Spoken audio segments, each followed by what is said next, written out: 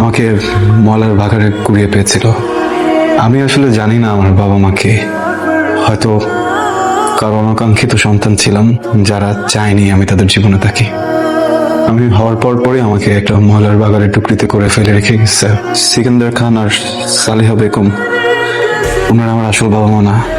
জন্ম পরিচয়হীন একটা জারদ ছেলের সাথে আমি আমার মেয়ের বিয়ে দিতে পারি। আজকে যদি তোর বিয়ে হয়, আমার নাতি নাতনির বংশ পরিচয়টা কি হবে? আমার সাফ কথা, ময়নাল ভাগারে জন্ম নেওয়া একটা ছেলের সাথে আমার মেয়ের কখনো বিয়ে হতে পারে না। এই যে মিস্টার, আপনার সমস্যা কি? মামলা দিতে আসছি। তারপর কার নামে মামলা করবেন? বাবা মা, আমার জন্মদাতা বাবা এবং মা নামে মামলা দিতে আসছি। কেন? আমাকে জন্ম দিয়েছে তাই। জীবনকে নিয়ে কোনো অভিযোগ নেই, এমন কোনো মানুষ কি আছে এই পৃথিবীতে? আমি তার সাথে কিছু সময় পার করতে চাই, কিছু শিখতে চাই, এই জীবনের সাথে মিশে থাকা সকল বিষাদ থেকে মুক্তি চাই। কে আছে এমন যার নিজের জীবনের প্রতি কোনো অভিযোগ নেই? দেখা করবো একটু তার সাথে। কিরে, তুই এসব কি করছিস? নাজমা কোথায়? ওর কোন খালা যেন অসুস্থ, তাই বলে তুই এসব করবি? আর বাবা মেয়েদেরকে মাঝে মধ্যে গৃহস্থলী কাজ করতে হয়। সে তো বুঝলাম, কিন্তু অন্তুর খবর কি? তাকে বল ওদের ফ্যামিলি থেকে আমাদের ফ্যামিলিতে বিয়ের প্রপোজাল পাঠাতে, নাকি মেয়ের ফ্যামিলি থেকে আমরাই যাব প্রপোজাল নিয়ে? ওকে বল ইমিডিয়েটলি আমার সঙ্গে মিট করতে। ওকে, আমি আমার বাবার সাথে গিয়ে কথা বল। মানে মানে বাবা আমাকে সিরিয়াসলি আলটিমেটাম দিয়ে দিছে, তোমার ফ্যামিলি যাতে বিয়ের ব্যাপারে বাবার সাথে গিয়ে কথা বলে। বিলে আমি তো প্রিপারেশন নিই নাই। সব মানুষের গোল থাকে, আমার একটা গোল আছে। যারা বিসিএস পরীক্ষা দিচ্ছে না তারা কি বিয়ে করে না? কিংবা ধরো তুমি বিসিএস পরীক্ষা দিলে কিন্তু ফেল করবে, তখন তখন কি নেক্সট ইয়ারের জন্য অপেক্ষা করবে? এভাবে এলাস্টিকের মতো সময় খালি বাড়তেই থাকবে? ঠিক আছে বলিনি। তুমি এভাবে না বললেও না, আমার ফ্যামিলি এটাই বলছে। দেখো, তুমি যদি আমাদের সম্পর্কটার আসলে একটা পরিণতি চাও, তাহলে প্লিজ তোমার ফ্যামিলিকে বলো আমার বাবার সাথে গিয়ে কথা বলতে। আচ্ছা, আমাদের বিয়ে হয়ে গেলে আমি যদি তোমার পাশে থাকি, তাহলে কি তুমি তোমার গোলে রিচ করতে পারবে না? প্রবলেম হবে? ওকে ফাইন, যাবো। সত্যি? Thank you. বেলির কথা আর কি বলবো, ওকে তো অনেকদিন ধরেই জানি, এখন শুধু আনুষ্ঠানিকটাই বাকি ছিল। ছেলে মেয়ে যেহেতু দুজন দুজনকে চেনে, পছন্দ করে, আর আমরাও দুইটা ফ্যামিলি রাজি আছি, দেরি করে লাভ নেই। একটা দিনক্ষণ দেখে বিয়েটা ঠিক করে ফেললি এবার। আমরা আপাতত আমাদের বউকে রিং পরিয়ে যাই। মা, হাতটা একটু বাড়াও তো।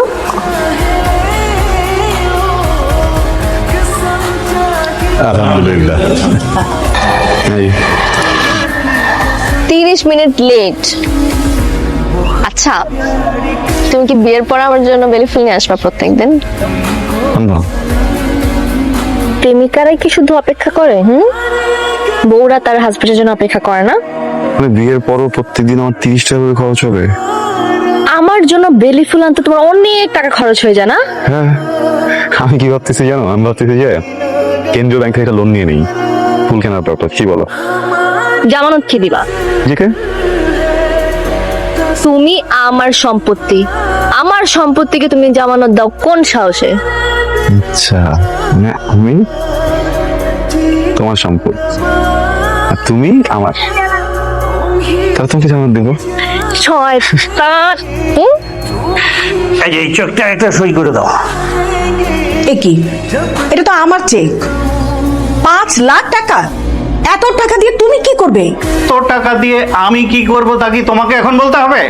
বাদে, আমার অ্যাকাউন্ট থেকে তুমি টাকা নিবে, অথচ আমি জানবো না তুমি কি করবে? এটা তোমার টাকা, তুমি কি এই টাকা বাজার থেকে ইয়ে করে এনেছো? এটা তো আমারই টাকা, সই করো। আমি আমার অ্যাকাউন্ট থেকে তোমাকে আমি 1 টাকাও দিব না। দিবি না? হ্যাঁ, আমি বলছি এখনই সই কর।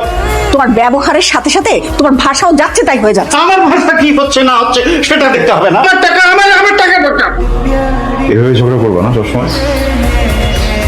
তোমরা যদি ধরে রাখো যে এমন করবা, তাহলে আমাকে বড় করলা কেন? ছোটবেলায় মেরে ফেলতা। তখন ভেবে দেখছো যে তোমাদের ছেলেটা অ্যাডাল্ট। তোমাদের সব নোংরা কথা যখন ওর কান পর্যন্ত যায়, কান ভেদ করে যখন মস্তিষ্কে যায়, তখন কতটা কষ্ট হয়। বাবা, আমি তো তোমার ছেলে, তাই না?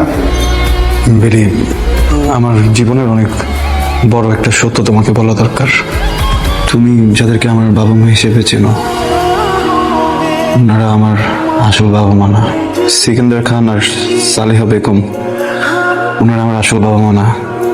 আমাকে ময়লার বাগারে কুড়িয়ে পেয়েছিল। আমি আসলে জানি না আমার বাবা মাকে, সৃষ্টিকর্তা ছাড়া হয়তো বা কেউই জানে না আমার বাবা মাকে। হয়তো কারো অনাকাঙ্ক্ষিত সন্তান ছিলাম, যারা চায়নি আমি তাদের জীবনে থাকি। আমি হওয়ার পরই আমাকে একটা ময়লার বাগারে টুকরিতে করে ফেলে রেখে গেছে। এই নিঃসন্তান মানুষ দুজন কিভাবে যেন আমাকে সেখান থেকে নিয়ে আসছে, আমাকে নিজের সন্তানের মতো করে বড় করছে, পরিচয় দিছে। কারণ একবারও ফিল হতে দেয় নাই আমার বাবা মা নাই। তারা একবারও আমাকে কখনো ফিল করায় নাই যে আমি অনাকাঙ্ক্ষিত। আমি অনেকবার ভাবছি তোমাকে বলি, মনে হয়েছে চিৎকার করে বলি। কথাটা না শুধু আমি তোমার কাছে লুকাই নেই, গত 30 বছর আমি নিজের সাথেও এটা নিয়ে একটাবার কথা বলি নাই। কিভাবে বলবো বলো? যার জন্মদাতা পিতামাতাই তার পরিচয় দিতে চায় নাই, এরকম একটা মানুষকে নিয়ে যদি কেউ পরিচয় দেয়, কেউ আদর করে, কেউ আমার জায়গা নেয়, আমি কিভাবে বলি যে তার আমার বাবা মা না? আমার আরো আগে বলা উচিত ছিল, কিন্তু পারছিলাম না। আমি খুবই খুবই সরি, আমাকে মাফ করে দিও। বলার কি খুব প্রয়োজন ছিল বাবা? হ্যাঁ, একটা মানুষকে বিয়ে করব, সংসার করব, তার সামনে অসৎ থাকতে চাইনি। আমাদের মধ্যে যখনই যা কিছু হয়েছে, আমরা কি কখনো তোর উপরে কোনো প্রভাব পড়তে দিয়েছি? আমরা তো চেয়েছিলাম তোর বাবা মা হতে, কিন্তু আমরা মনে হয় আমি খুবই খুবই সরি। আমি আসলে তোমাদেরকে কষ্ট দিতে চাইনি। তোমরা আমাকে জন্ম দাও না, কি হয়েছে বলো তো? করছো তোমরা, তাই না? তোমরা যদি তখন না থাকতো, আমাকে হয়তো বা কুকুর শিয়াল খেয়ে ফেলতো। যারা জন্ম দিচ্ছে তারাও আমাকে এতটুকু গুরুত্বপূর্ণ মনে করে নাই তোমরা যতটা করছো। আমার কাছে সৃষ্টিকর্তার পরে স্থানই তোমাদের ছোট করার জন্য কিছু বলি নাই। আমি জাস্ট চাইছি যে ও জানো আমি খুবই সরি। না বাবা, আমি খুবই সরি বাবা। বাবা, এখানে অন্তর দোষটা কোথায়? ও চাইলে তো ব্যাপারটা গোপন করতে পারতো তখন। সত্য কখনো চাপা থাকে না। তো আমি অবাক হচ্ছি, অন্তু এত বড় একটা বিষয় তোর কাছে গোপন করলো কেন? ও গিলফিল থেকে এখন তো বলেছে কথাটা। গিলটি ফিলিংস থেকে কি মানুষের জন্ম পরিচয় পাওয়া যাবে? জন্ম পরিচয়হীন একটা জারদ ছেলের সাথে আমি আমার মেয়ের বিয়ে দিতে পারি না। আজকে যদি তোর বিয়ে হয়, আমার নাতি নাতনির বংশ পরিচয়টা কি হবে? আমি তোর ইমোশনকে পাত্তা দেই, কিন্তু তার অর্থ এই না যে তোর ইমোশনকে দেখতে গিয়ে আমি তোর ফিউচারটাকে নষ্ট করবো। আমার সাফ কথা, ময়লার ভাগারে জন্ম নেওয়া একটা ছেলের সাথে আমার মেয়ের কখনো বিয়ে হতে পারে না।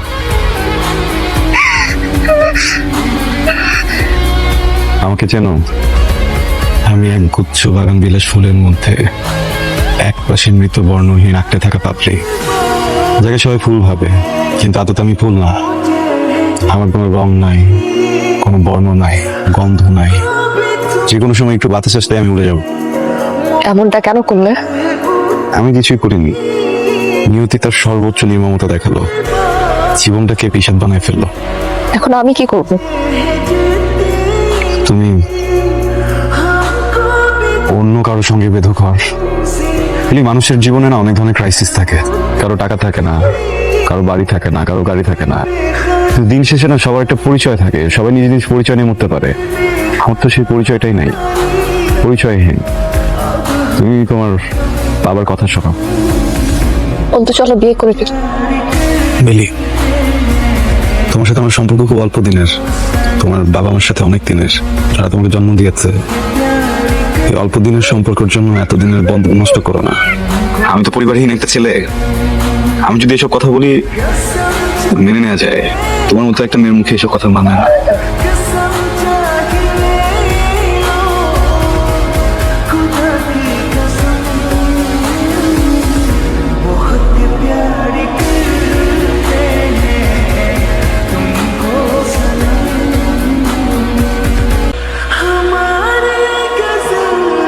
আমার জন্মের উপর তো আমার কোনো হাত নেই। একটা মানুষ সাধারণত যেভাবে পৃথিবীতে আসে সেইভাবে এসেছি। তাহলে তাদের কেন পরিচয় থাকবে আর আমি জারজ হব? পৃথিবীর কোনো সন্তানই জারজ না, সবাই প্রাকৃতিক নিয়মে পৃথিবীতে আসে। আমিও এসেছিলাম, কিন্তু কেউ আমাকে গ্রহণ করেনি। আর আমাকে একটা পুরনো ছালা ময়লা কাপড় দিয়ে ঘিরে রাখা হয়েছিল। আত্মীয় স্বজনের জায়গা ছিল ডাস্টবিনের পাশে থাকা ক্ষুধার্ত কুকুর।